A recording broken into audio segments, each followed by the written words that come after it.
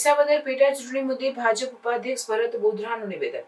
ખેડૂત વિરોધી ભ્રામક પ્રચાર સોશિયલ મીડિયામાં ફેલાવાયો હતો. વિસાવદરની જનતા શાણી અને સત્યનિષ્ઠ છે, તે ભ્રામકતાથી દૂર છે.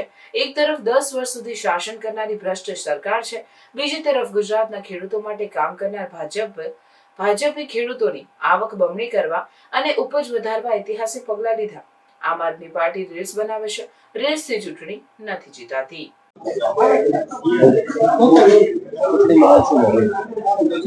વિસાવદર અને ભેસાણના ગ્રામ્ય વિસ્તારમાં છેલ્લા 10 દિવસથી હું ફરું છું.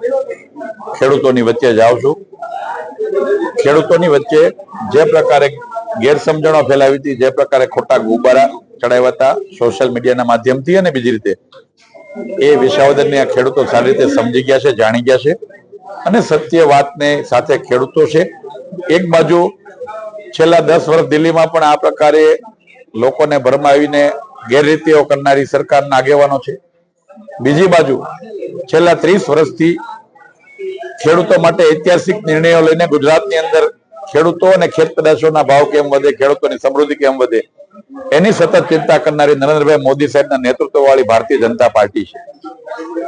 મને યાદ છે કે ખેડૂતોના ખેતરમાં તમે આજે પણ જાઓ, 95 પહેલાની ખેડૂતોની સ્થિતિ કેવી હતી કે ખેડૂતોના ખેતરમાં સીમ ચોરી થતી હતી, ખેતરમાં માલ રહી શકતો નહોતો, વીજળી મળતી નહોતી.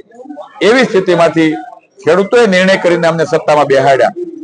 આજે કોઈ પણ ખેતરમાં જાઓ 400 વોલ્ટેજની વીજળી મળે છે, ખેડૂતોને પૂરતું રક્ષણ મળે છે, ખેડૂતોને જોઈએ પાણી. આજે વિસાવદર ને ભેસાણના પાદર સુધી નર્મદાનું પાણી આવ્યું છે. આવનારા દિવસોમાં બધા ગામ સુધી પાણી પહોંચવાનું. એટલે ખેડૂતો વિકાસની રાજનીતિ સાથે સહમત છે. છેલ્લા 12 વર્ષમાં ક્યાંય ને ક્યાંય વિસાવદર એ વિકાસની મુખ્ય ધારાથી દૂર થઈ ગયું હતું, પરંતુ સમજાય છે, લોકોને પણ વાતને સમજાય છે કે રાજ્ય સરકાર ભારતીય જનતા પાર્ટીનો છે ને આપણો પ્રતિનિધિ પણ એ સરકારનો હોય તો વિકાસની અંદર વધારે ફાયદો થાય ને એની સરળતા મળે. મેં જ કીધું કે એમણે ક્યારે કોઈ જાહેર જીવનમાં કામ નથી કર્યું. મન તેમ કે વિસાવદર ને આમ આદમી પાર્ટી વાળા હું લેવા દેવું. એને આવીને કોઈને કૂપન કઢાઈ દીધું નથી, એને આવીને કોઈને આયુષ્માનનું કાર્ડ કઢાઈ દીધું નથી. ફક્ત ને ફક્ત મીમ્સ બનાવીને લોકોને ગુમરાહ કરીને ચૂંટણી જીતવા નીકળ્યા છે.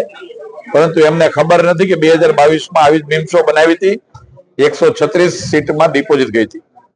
આ ગુજરાતની જનતા ખૂબ શાણી છે ને વિસાવદરના ખેડૂતો પર અમને ગર્વ છે, વિશ્વાસ છે કે ભારતીય જનતા પાર્ટીની પહેલી સરકાર બની ત્યારથી ખેડૂતો અમને આશીર્વાદ આપતા આવ્યા છે ને આ વખતે પણ આપશે.